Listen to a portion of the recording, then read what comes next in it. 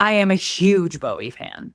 I really am, obsessively so. He had just released the new album. Of course, I downloaded it the minute it was out.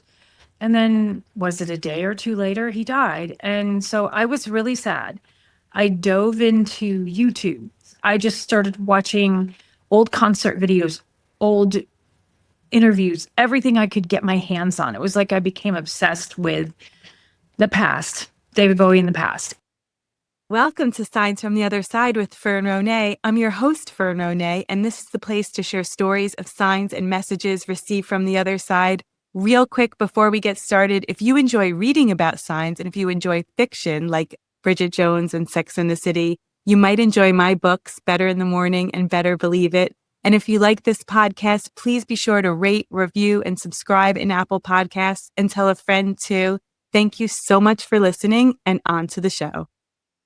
Erica Lucke is a published author best known for her paranormal romances and romantic comedy. Her latest, called Chasing Stardust, will be available November 1st.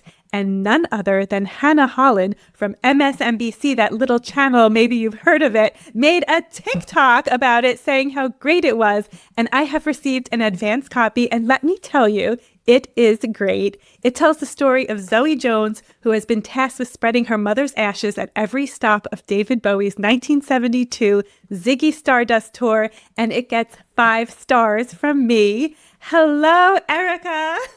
Hello, Fern. How are you? I'm good, and I am lucky enough to also call you my mentor. You are the mentor to many nervous authors in our community, and you always calm our nerves and give us wisdom and talk us off the ledge. So I know I've thanked you many times on Facebook, but now I get to thank you face to face. So well, you're very welcome. It's for my always pleasure. being so helpful and just so cool. And I was so excited to read this, and I loved it. And I'm so congratulations. Glad. So we always talk in writing about moments, like writing moments. And there are moments in this book, and I've captured a few of my favorite. I'm not giving any spoilers, but someone falls off a roof. The main character sits in the passenger seat of a dairy truck, balancing her mother's ashes on her lap. There's a pot-smoking, top-flashing granny, and a pair of very complicated underwear. A bear in the woods encounter, and many more adventures, mishaps, and memories. So I have to know if any of the things that happen in this book have ever happened to you. I always pepper stories with my own life. There was one very pivotal scene that happens in the woods with a bridge that did not happen to me, but I actually had to grill my 2 older daughters because they did that. And that was one of the most heart-stomping. Yes. It was heart-stomping because they basically told me what it felt like, and I had to have them basically break it down to me. What were you thinking? All the feelings and thoughts and everything. And I turned it into a moment. Yes. And you probably said, and don't ever do that again. Well, they're adults now. A lot of the things that teenage characters in my books have done, I got the information from my boneheaded children who had done it. I didn't do anything like that. I never, did drugs as a kid. I never smoked a cigarette. I never jumped off a freaking bridge. I did none of these things. But apparently, if your friends jump off a bridge, then yes, indeed, you will do it. Yes, as the old saying goes.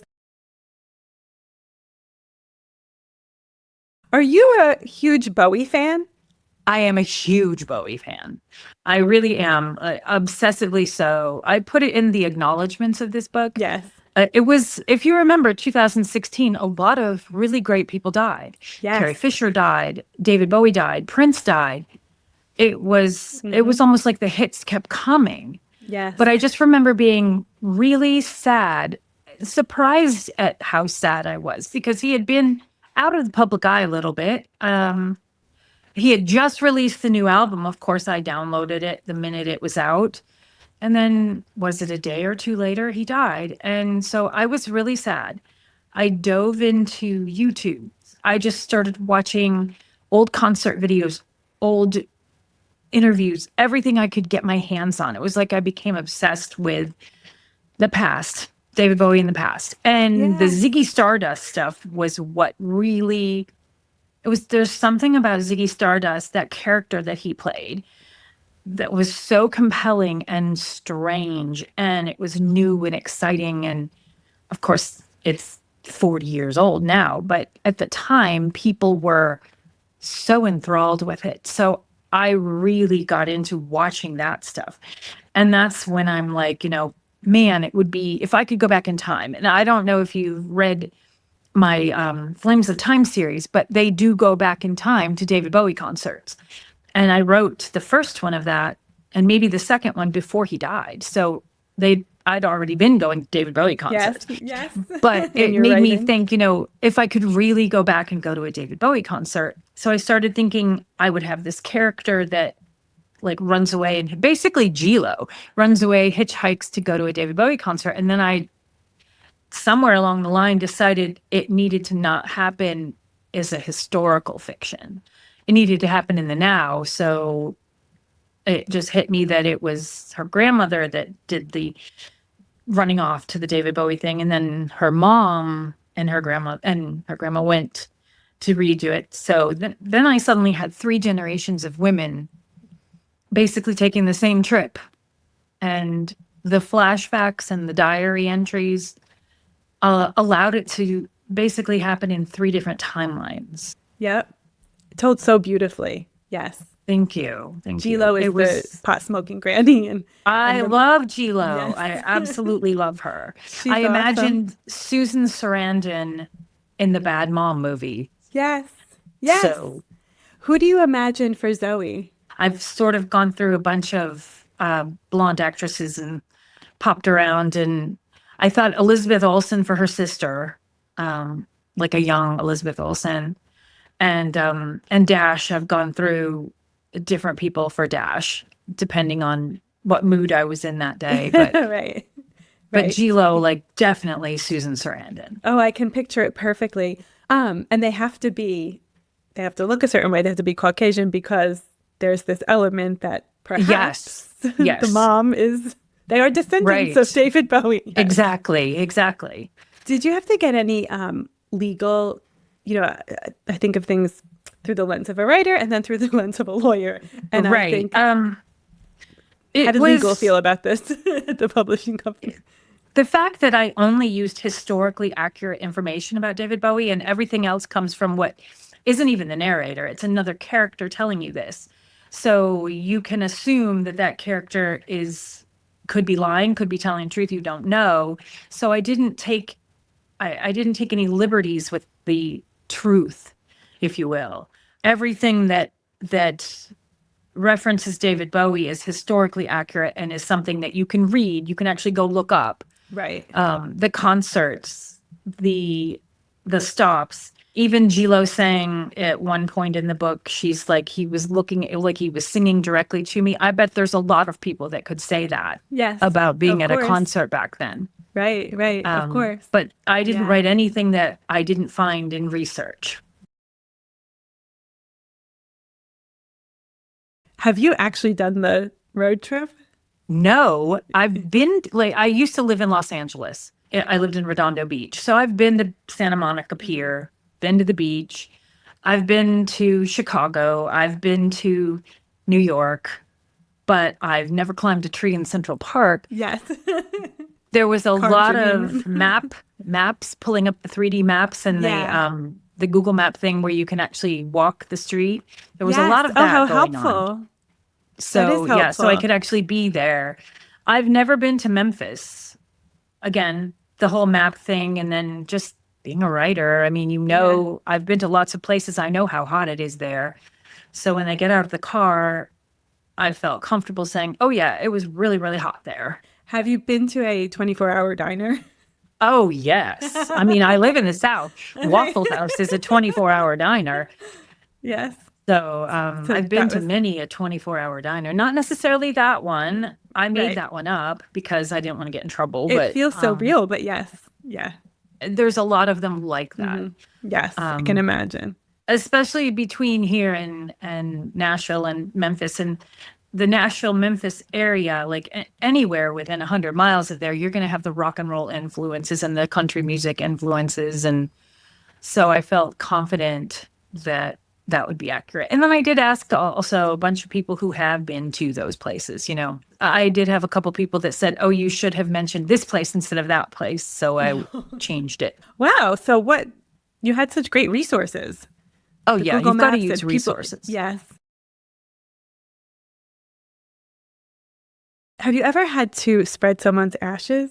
Not a human, thankfully. Like both of my parents are still alive. Nobody who left me any ashes to spread. That was interesting research as well, because ashes are not what you think they are. They're not fine. So I had to do some really creepy research Yes. for what it would feel like to hold them. And Right. I was shocked when she put her hand in there. I was like, oh, that's how it's done. Like, I didn't know.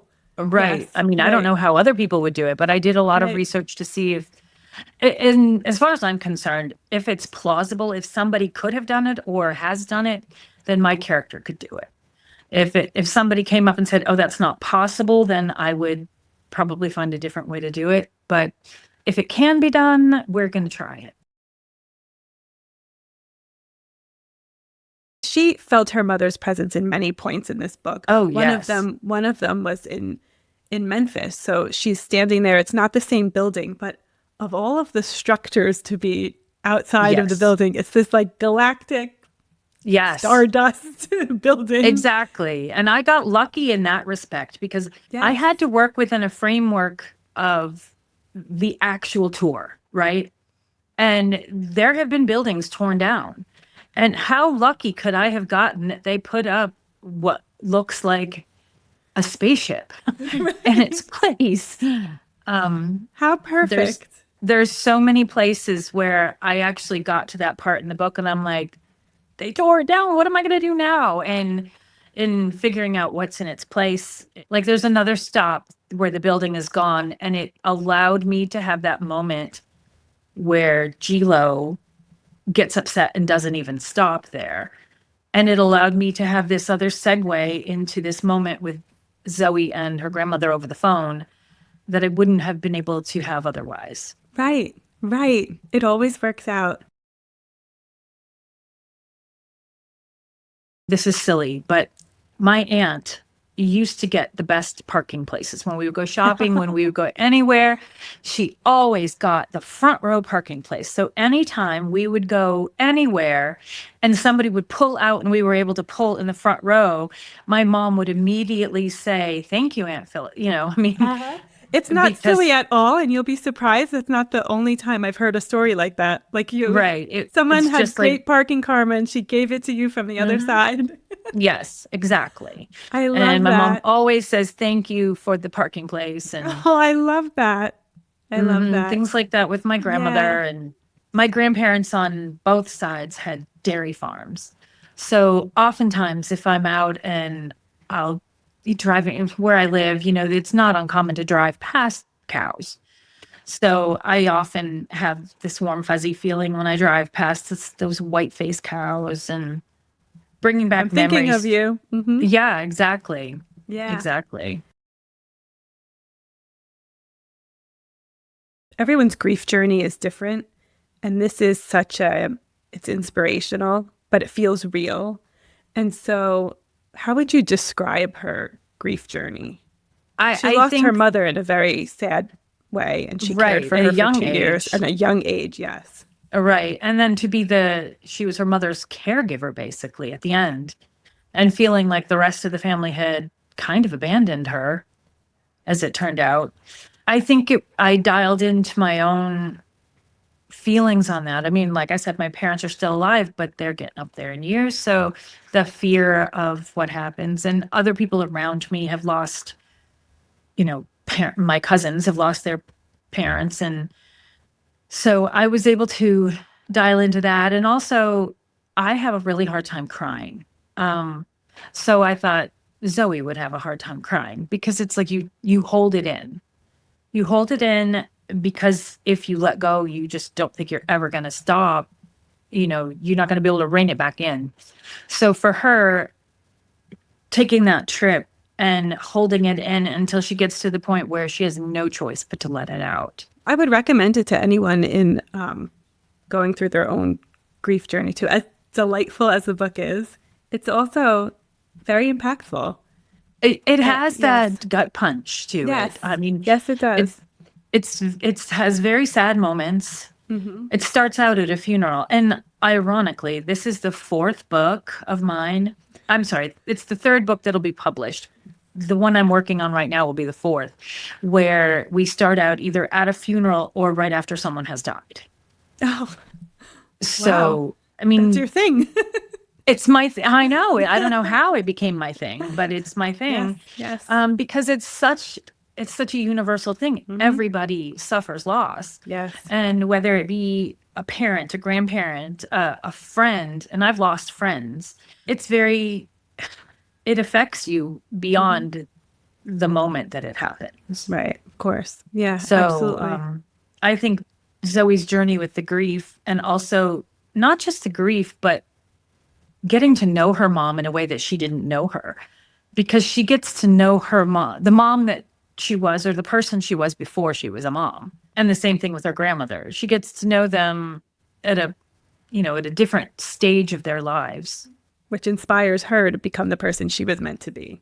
Exactly. Yes. Yes. And not the person that she thought she was supposed to be. Yes. And I think that's also true of a lot of kids, is you have this a glorified or romanticized version of what your parents were, because you only knew them after they were parents, and what they expected of you, and what you thought they expected of you. And I think that this journey is, for Zoe, also a journey where she's realizing that what she thought her mom wanted for her had nothing to do with what her mom actually wanted for her. Exactly. And I think that's also universal. There's and with Dash too, there were these expectations. Yes. And then realizing what really is what you want, the right path. Right. And I thought that was important too, to have that contrast where, like, Dash actually can have everything he could ever want if he follows the path his dad has for him. Yes. But he has a different idea in mind. Yes. Yes, he does. And what are you working on now? The one I'm actually working on right now is called The Truth About Hank. And it is about a girl in her early 20s who loses her dog. He dies just before the book opens. I don't kill the dog on the page, yes. But the book opens and she's grieving the loss of her dog so profoundly that she decides to join a grief counseling group. But because she doesn't want to go to the grief counseling group trying to compare the loss of her dog with what everyone else has lost, she invents a fake fiance. Oh my God. The chaos that happens from that deception. Oh my God, that is fantastic. That is fantastic. Because when you said she's mourning the loss of her dog, I was going to say how that is so real. And so often people put, like, they'll say, like, they kind of make excuses or exceptions, or they make it light. It's and it's so profound, and it's so real, and it's so, the pain is so uniquely acute to lose a pet. And I think we're, as a society, hopefully becoming more and more aware of that. Yes. But that kind of apprehension to share that is very relatable. And I can imagine how this group thinks Hank's the fiance who passed. That's phenomenal. So she makes a fiance and calls him Hank, because that was the dog's name. And and then creating fake social media for fake Hank, and then bad things happen because things do. Bad things happen when you make up things, when you lie. Yes. And people misunderstand what her reasoning is because she doesn't tell them about the dog, so they assume the worst. So it's going to be a story about grief, and a woman going through grief because the dog was the last one of her family left. Her parents died years before that, and the dog got her through the grief of losing her parents, and then Yeah. Now the dog is gone and she doesn't have any family left because the dog was her whole family. And it was, do you remember when my dog Indiana Jones died? How devastated I was. My whole mentor group sent me a wreath because I was so upset. Yeah, I think I was part of that. Yes. Yeah. It was He was like my soulmate, that dog. Yes. And so I was devastated. I was inconsolable for months. So I basically came up with the idea for this book then, but I wasn't ready to write it at the time. And now I am. I love the names of all of your dogs because we were just talking about Jack Reacher. What was the other ones? Raider. And Raider came from, Raiders of the Lost Ark. Yeah. It's Raider of the Lost Park. But when Indiana Jones died, I was so heartbroken. And my husband wouldn't let me get another English Mastiff. So I got a Frenchie that looked just like him. And he is nothing like Indiana Jones. He is a terror. He is a demon straight from hell. But he's a pocket-sized demon. Yeah. So we kind of call him Pocket Indy or Little, but he was supposed to get me over the loss of Indiana Jones, and he created his own little problems. Jack Reacher is half English Mastiff, half Anatolian Shepherd. He was an accidental breeding with the people that I got Indy from. So we took him. He's almost 2. Oh, wow. I feel like they were sent to you by Indy. Yeah. Yeah, I think so. Yeah. And Jack Reacher actually is the same family line because his mother was cousins with Indy. Oh, how funny. It is funny, but he's not like Indy either because Indy was brave and Jack Reacher's a chicken. But there's something about the big dogs. It's like they're not dogs. It's just they're furry people or something. Right. Yes. Little dogs are their own. Sent to you. Yeah. To be like, something to distract you for sure. Exactly. I do think, however, that there is something like we got Raider right after Indy died within a couple of months. And Raider does a lot of the same things that Indy would do. Like my husband's not allowed to hug me.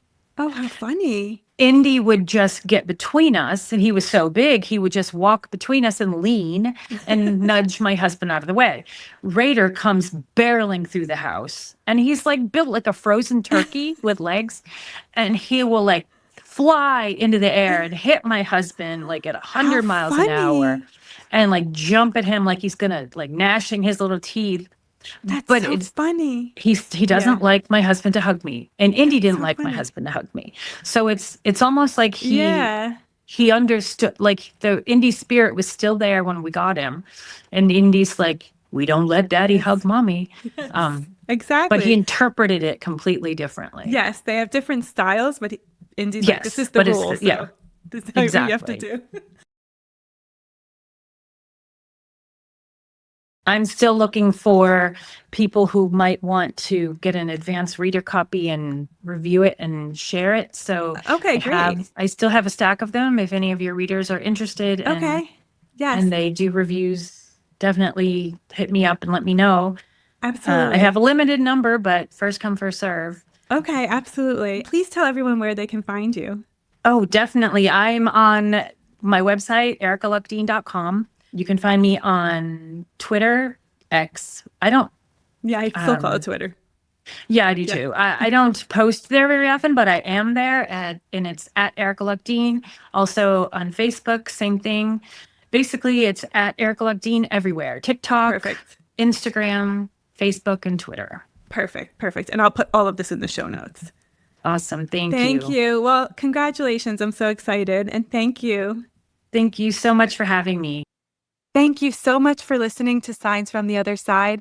You can find me, Fern Ronay, on all social media at Fern Ronay, Ronay. I love hearing from you, and I love hearing your stories of signs. And if you would like to hear more episodes of this show, please be sure to subscribe in Apple Podcasts. Thank you again, and sweet dreams.